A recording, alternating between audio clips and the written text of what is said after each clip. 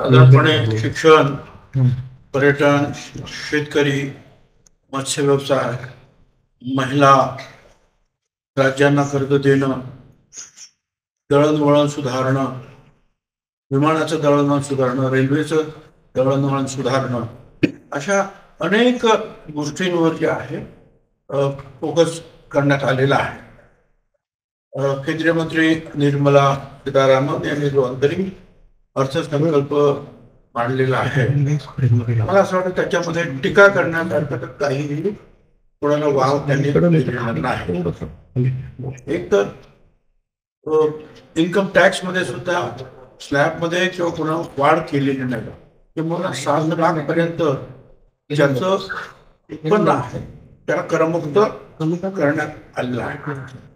त्याच्यानंतर corporate tax सुद्धा 22% पर्यंत खाली आणण्यात. 3 मोठे रेल्वे कॉरिडॉर्स निर्माण करणार आहेत आणि 517 नवीन विमान मार्ग सुरू करणार. त्यामध्ये निश्चितच आपल्याला सुद्धा त्याच्यामधले जे अनेक विमानतळावर जे आहे नवीन विमानाची काही 1000 नवीन विमानांची सुद्धा जे ऑर्डर देण्यात आलेले आहे. लहान लहान शहरांमध्ये सुद्धा मेट्रो आणण्याचा प्रयत्न जो आहे सरकारचा, ही आनंदाची गोष्ट. 3 कोटी महिलांना लखपती करण्याचा उद्देश आहे.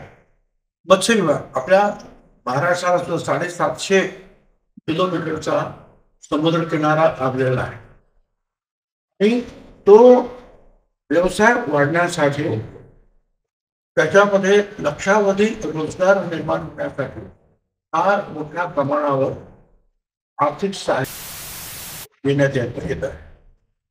संरक्षणाकडे सुद्धा दुर्लक्ष केलेलं नाही. जवळजवळ 1000 फायटर विमानांचं जे आहे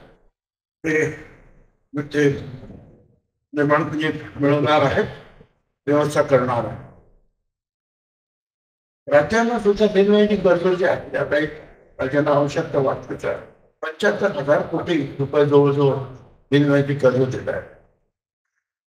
80 कोटी लोकांना मोफत धान्य देण्याचा कार्यक्रम सुद्धा त्यांनी जाहीर केलेला आहे आणि त्यातून सुद्धा गरिबांना धान्य मिळत राहणार.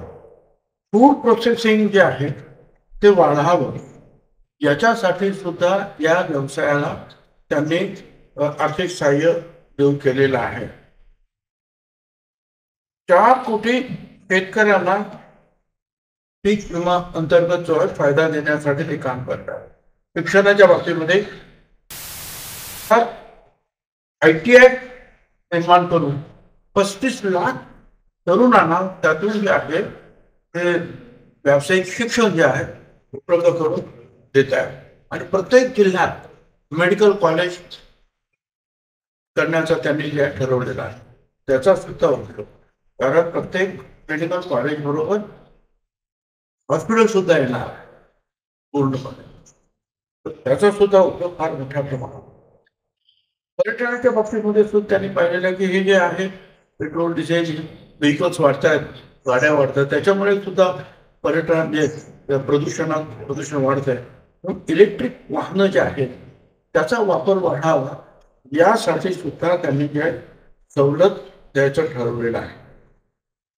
तरुणांना सक्षमीकरण करण्यासाठी जे कर्ज द्यायचं त्याच्यात 22 लाख कोटी रुपये जे आहे त्यांनी कर्ज देण्याचं ठरवलेलं आहे.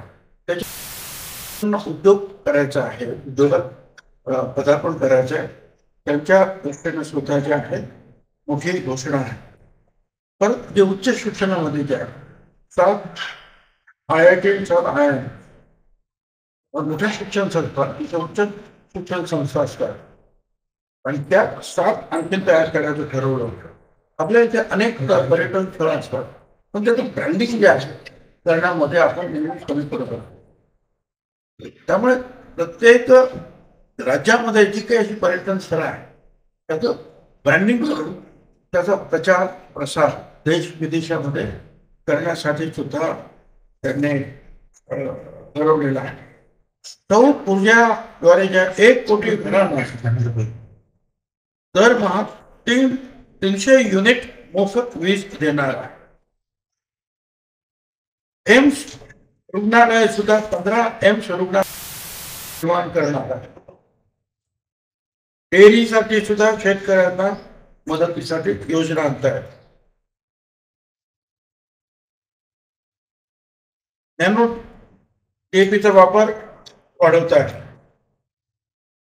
महिलांना संरक्षण आरक्षण देण्याचा जो कार्यक्रम त्यांनी जाहीर केलेला आहे त्या संदर्भामध्ये सुद्धा पुढची व्यवस्था ते करतायत.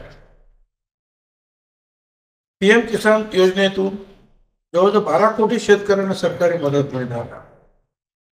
पंतप्रधान किसान सन्मान निधीची रक्कम थेट शेतकऱ्यांच्या खात्यात जाते आहे. शेतीसाठी आधुनिक साठवणूक आणि पुरवठाची साखळी त्याच्यावरती निर्माण करण्याचा त्यांचा त्यावरती भर देत आहे. सरकार मोहरी आणि भुईमूग याचे तेलबिया लागवडीला सुद्धा अधिक प्रोत्साहन देत आहे. सागरी खाद्य मी मगाशी सांगितलं की मत्स्य विभागाला फार मोठ्या प्रमाणावर आपण महाराष्ट्राचं नाही अख्ख्या देशामध्ये सुद्धा अर्ध्यापेक्षा जास्त राज्य जे आहेत ते यांना समुद्र किनारा आहे. त्यामुळे हा जो मत्स्य पालन त्याच्याकडे आतापर्यंत काही लोकांनी लक्ष दिलं, काही लोकांनी लक्ष केलं. फार मोठा व्यवसाय आहे आणि ते खाद्य जे आहे त्याला एक्सपोर्ट सुद्धा फार मोठ्या प्रमाणावर होऊ शकणार. त्यामुळे ते सागरी खाद्य निर्यात दुप्पट करण्याचं लक्ष जे आहे सरकारनं ठरवलेलं आहे.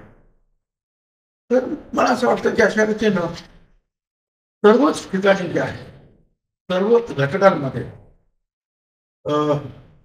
मदत करण्याचं ठरवलं आहे, योजना आखण्याचं ठरवलेलं आहे. पर्यटन सुलभ व्हावं म्हणून रेल्वे विमान याची सुद्धा मोठी वाढ. शिक्षण अधिकाधिक लोकांना व्यावसायिक शिक्षण मुलांना मिळावं, उच्च शिक्षण जे आहे IIT सारखं मिळावं म्हणून प्रयत्न एम्स सारखे हॉस्पिटल सुद्धा निर्माण करतात. शेतकऱ्यांच्या बाबतीत महिलांना सुद्धा त्या मोठ्या प्रमाणावर सरकार एकूण तरुण असतील, महिला असतील, विद्यार्थी असतील, पुन्हा जे रुग्ण आहेत त्यांच्यासाठी सुद्धा जे सर्व्हायकल कॅन्सरसाठी सुद्धा विशेष लक्ष ते देत आहे. तर सर्वच ठिकाणी सर्व शहरामध्ये सुद्धा त्याच्यामुळं त्यासाठी सांगितल्याप्रमाणे मेट्रोची लहान लहान शहरामध्ये सुद्धा मेट्रो आणण्याचा त्यांचा प्रयत्न. या सगळ्या योजना ज्या अतिशय चांगल्या आहेत याच्यामध्ये कुठे नाव ठेवावं असं काही वाटत नाही. आणि यातून जे आहे परत दुसरं त्यांनी तो टॅक्स वाढवला नाही. किंवा 3% उत्पन्न टॅक्सचं उत्पन्न वाढल्याचं काहीतरी निदर्शनास आलेलं म्हणजे वाढलेलं उत्पन्न सुद्धा वाढत आहे. त्याप्रमाणे ते खर्च सुद्धा जास्तीत जास्त करतात की जेणेकरून जे तरुण आहे तरुणी आहेत भविष्यामध्ये जे आहे चांगले व्यवसाय निर्माण व्हावे, शिक्षण घेणारे मुलं मुली निर्माण व्हावे. या सगळ्या गोष्टी फार चांगल्या बारकाईने पाहिलेल्या असं मला वाटतं. एकूण हा अंतरिम आहे परंतु हा सर्व समावेशक आहे असं मला वाटतं.